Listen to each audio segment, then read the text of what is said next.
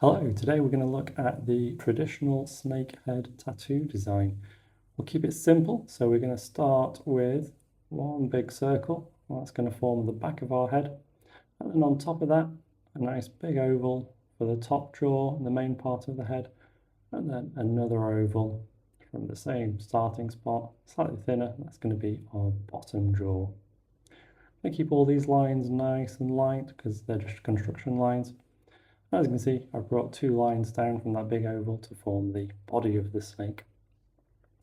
Next, starting at that center point, a gentle S-curve. That's going to be our top jaw, and then another matching S-curve on the bottom. That'll be our bottom jaw. Thicken these up where the lips are going to be, those scaly lips.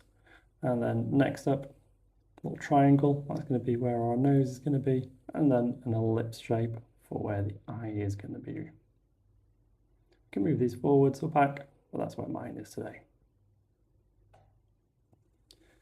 Next up is the top of the head. So we're just following the line of the eye and then finding that back line of the back of the head.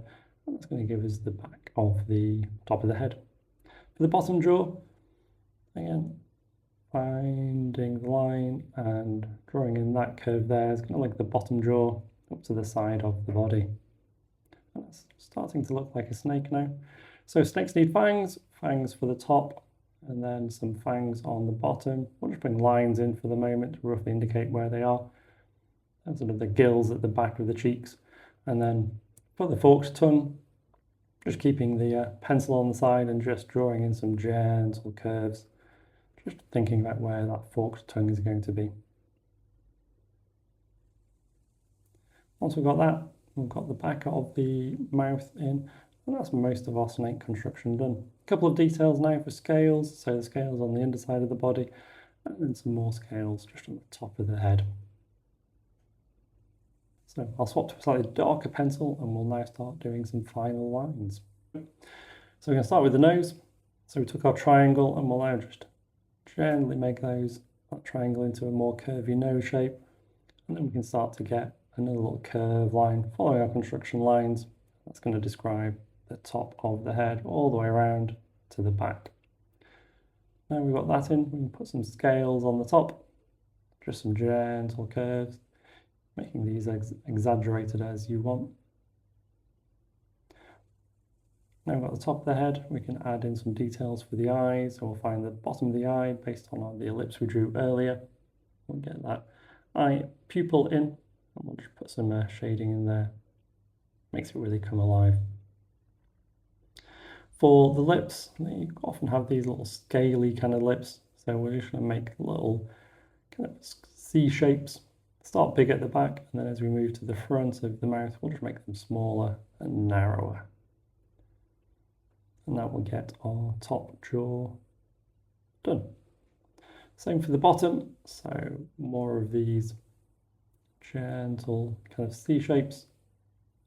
Again, starting big at the back of the jaw and then getting smaller as we move to the front.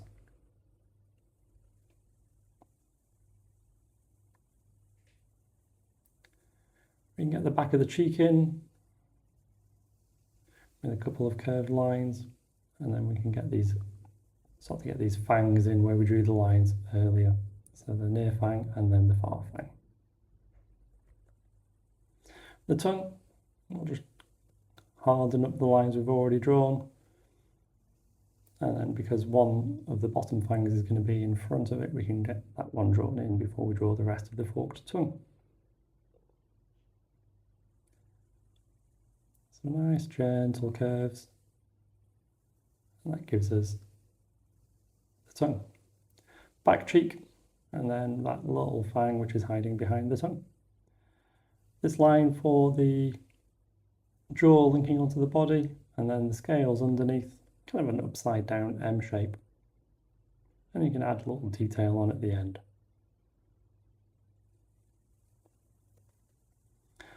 Snake's body could have scales. We're just going to do a little sort of M-shaped pattern. So these two lines would get filled in with a nice dark colour or a contrasting colour. And then for these nostrils, kind of an upside down comma shape. Back of the jaw, we can add a little extra line in there just to show that jaw kind of hinging. And that is roughly our snake. Do a little shading on it and it roughly looks like this. Hope you've enjoyed this video. Let me know which classic design you'd like me to look at next. Thanks, goodbye.